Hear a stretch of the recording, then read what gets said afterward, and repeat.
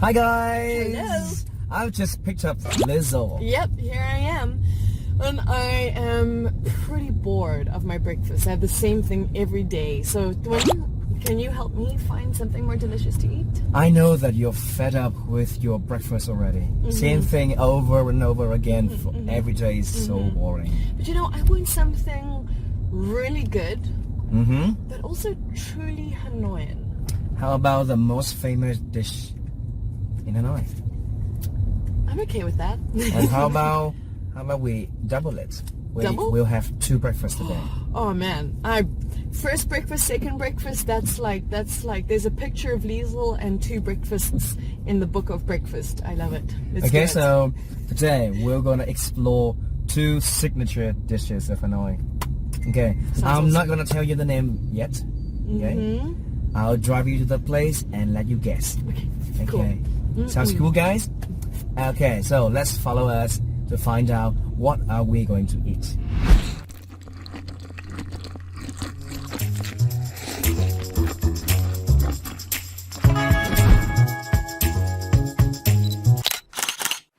So, this is the place. Wow. This place has been around since 1955. Can you imagine that? So long. I love that. I love eating from places that have a long tradition or It's a long history. Yeah, it's true. Okay, let's go inside and try some.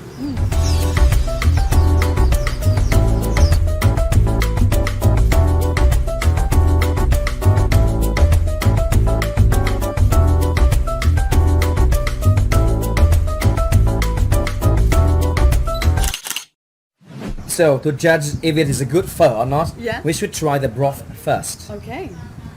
Because the broth is the essence of the pho. Right. So good. It looks very clear, but actually it requires a lot of ingredients to make it. So what for you makes a good broth? I think it's the complex structure of the broth and the saltiness, the sweetness, and the depth of the broth is what requires to make a really good broth. And it's so difficult to make it right. And we can actually make the broth even better by adding lemon to it. That's how you do it. So we add the sourness.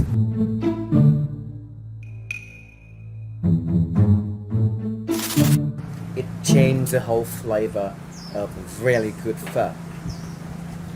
And you know that I like my stuff spicy. That's why I'm adding a little bit of chili. So when the chili kicks in, it takes over, you had really, really good pho.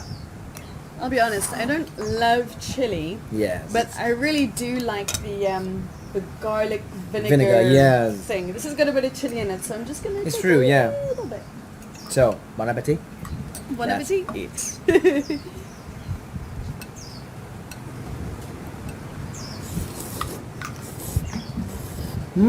Oh, and we have some guai. Yeah. Guai. Mm-hmm. Guai. Wait. Guai. Yeah. So we use your hand, dip it in the broth, and just.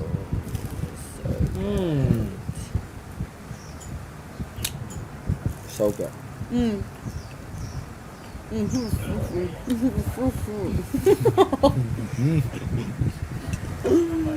We can use bread instead. Better deep fried bread. Very crunchy. But kueh is the best. It reminds me of something in South Africa called Vietfood, which literally translates to fat cake. Vietfood. But it's made with wheat flour, not rice flour like the kueh. And it's just deep fried in a bowl, and we dip it in like a spicy sauce. Oh, really? So, but this is really good as well. Ah, the chili's starting to take over here. Oh yeah? I can feel it. So good. And the beef is so tender. At the weekend, I usually wake up early in the morning and come to the Old Quarter to enjoy the freshness air around the Salt Lake, the Ho Hoàn Kiếm, you know. And I usually come here to have breakfast. And there are actually so many good cafe around here. So after breakfast, I usually grab a cup of really good egg coffee. That's what I'm talking about. Yeah, it's true.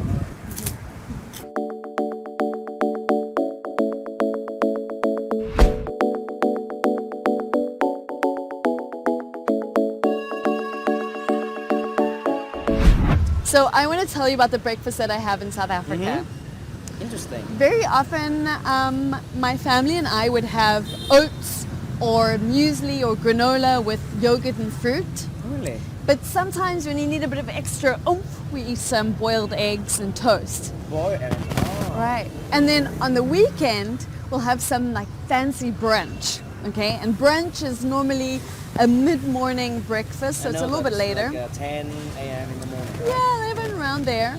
And then you'll make like a delicious omelette with all kinds of ingredients, and maybe have a croissant or toast, and the eggs can be scrambled or fried or however you like it. And then maybe some side dishes, some fried tomato, baked beans, fried mushrooms, and you make a huge spread. It's just amazing. But is that the traditional way of eating breakfast in South Africa? I'm not sure. There are many different cultures in South Africa. Oh, Some true. people will have something we call cornmeal. It's a cooked cornmeal that we call pap. So it's like a kind of like a stiff porridge, and they have that with maybe some beef or sausage and tomato relish. Sounds interesting, right? It's really delicious, but So not like my preference. You just throw everything, every kind of ingredient into the porridge. No. The porridge itself is quite hard. Think of soy, Oh yeah. soy, but made with cornmeal. So you eat that, and then on the plate you will have the sauce and you'll have the meat, and you side dish, eat with your hands, and you take a little piece of that and you dip in the sauce and you eat it. So that is the staple food of most South Africans. The people from South Africa normally eat breakfast at home, right? Yeah, absolutely. Where else used would to you do eat that. breakfast? We used to do that a lot, but Right, now, right. like it's like a habit of Vietnamese people to eat out. Right. So For that's a big breakfast. difference between us, right? I always eat breakfast at home, and Vietnamese people go out to eat breakfast. Yeah. So now people, they used to wake up really early, like 5 a.m. in the morning, Right. to cook breakfast. And breakfast back then was mainly rice Yeah. and some side dishes. Oh, right. All Okay, right. and back in the day, the people of Hanoi, they only eat 2 meals. The first meal is the breakfast, like I told you, Yeah. and the second meal is at 4 p.m. Right. Okay. Right. And after that, some people, they came up with a very brilliant idea. Yes. They would carry a shoulder pole with Yeah. 2 snack bars Oh. beside them Yes. in the morning. Like I see today with the ladies selling Yes, the fruit. It's true, yeah. So they will go town to town. They will go on every street, and they will shout like a bánh bao day or stuff like that. Bánh giò. Yes, bánh and mì. they actually sold a lot of breakfast, and it totally, completely changed the breakfast behavior of Hanoi people. Wow. It just shows that it's not what we necessarily want, but it's what people sell us. Yeah, it's true. Hey, this is the shoulder pole and the snack bars I'm talking about. Right. I've seen these ladies around. Yeah, and these bars are actually very heavy. Wow. So they still do it. I mean, Yeah, from they ancient do. times, they're Like, still from selling hundreds food. of years ago Right. till now. Right, right, And at that time, they will go to every doorsteps Yeah. of every house. Right. They put the snack bar down, Yeah. and they would shout through the window. Yeah. And they would shout all the names of the snacks they are selling, like bánh bao đây, bánh giò đây. Right, right. Yeah. I'm bánh xôi, whatever they Yeah, say. it's true. And they sold all kinds of stuff for breakfast. Ah. So in this way, people still ate breakfast at home, or they went out to eat breakfast? Just imagine, like 100 years ago, you woke up in the morning and you were just thinking, what should we have for breakfast? Right. And you're about to cook, and then you heard something. Mm-hmm. Bánh bao đây, xôi You're like, đây. maybe I don't need to cook anymore. Yes. And that relieves a lot of stress for women at that time. Right. Because cooking is a huge thing. Right. It's no joke. I think cooking is still a huge thing in Vietnam. And look at this picture. I think this picture describes the first half of the 20th century. At that time, the French already invaded Vietnam, and a lot of Vietnamese people become civil servants to the French. Right. So they work for the French, Right. and they were so busy making money, Right. so they have no option but to send their children to school. And after that, a lot of Vietnamese people were actually well educated because of the school. Well, so thanks to the school. And so, Educated by a Western sense, right? yes, so they have like a Western style education. Right, right. And after that, middle class started to appear. And they have more money, more knowledge, and they would prefer something else for breakfast. Right. And pho, you know, pho, Right, right. started to become like one of the best choice for them. Okay. Besides pho, there were sticky rice too, Yeah. and bún. Yeah. Yes, stuff like this. Right. Guys, this is our next stop, Aha. bánh cuốn. Bánh cuốn. But first, I have to ask you one question. Do you have any room left for bánh cuốn? Do I look like a pig? Yes. Then yes, of course I do. Me too. Great. Let's go. Let's see what we have here. Okay, Okay. Lizzo, what do you want to eat? Xin chào chị, cho hai em một đĩa bánh cuốn và bánh cuốn thịt và bánh cuốn chả. Được không? Ok. Một đĩa chị nhé. Nè. Ok.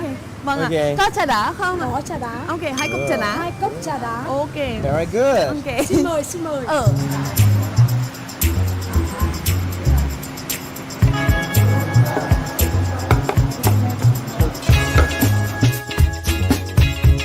Okay, so this is actually made of fermented rice batter. You know that? Alright. And I just love it. So good. Is bánh cuốn originally from Hanoi or is it from another province? I don't think so because actually other provinces has bánh cuốn too, but under different names. And the way it is served varies too. So in Hanoi it's called bánh cuốn, but in the central regions of Vietnam it's called bánh mướt, and in the southern region it's called bánh ướt. Yeah, so many names for one thing. Right. And normally we eat bánh cuốn with chả. This one, Vietnamese sausage. Ah, So Right. for me personally, I never eat bánh cuốn with meat. right. Yeah, More just with mushroom and a little bit of scrambled pork. yeah, huh? yeah. Do people eat it only at breakfast or any other time of day? It depends on their preferences. But normally, for me, bánh cuốn is a breakfast. But they sell it all day. You know Gordon Ramsay, Yeah. the famous chef? He came to Vietnam once and tried to make bánh cuốn, but he failed completely. This is too difficult. And this is also one of my favorite restaurants. So, which one do you prefer today? The pho or the bánh cuốn? I have a bit of a soft spot for bánh cuốn. Yeah. There's something about the vinegar flavor and the softness of the pancake, and it feels really light. I don't know, something about bánh cuốn that really agrees with me. And how about you? Which one do you prefer? And if you have a chance to come to Hanoi, which one would you try? Pho or bánh cuốn? Or maybe both? Maybe both? How about you? Which is your favorite? I would eat both of them for breakfast, like today. Pho first and then bánh cuốn. Why not? Right. Pho for breakfast and bánh cuốn for lunch. All right, so that was it, right? Oh man, how do you feel? I feel like a stuffed turkey now. I feel like that too. I feel like I have to roll home. We had so much for breakfast. Absolutely. A whole bowl of pho and a whole dish of bánh cuốn. Bánh cuốn, oi. I could do that every day, and I think that I won't get bored of it. It was so good. But you know, now we've come to the end of this episode and it's time for us to say goodbye, but we'll see you in the next episode. And in the next episode, we'll still be doing something traditional, but truly Hanoian. We'll see you soon. Bye-bye. Stay tuned. Stay tuned.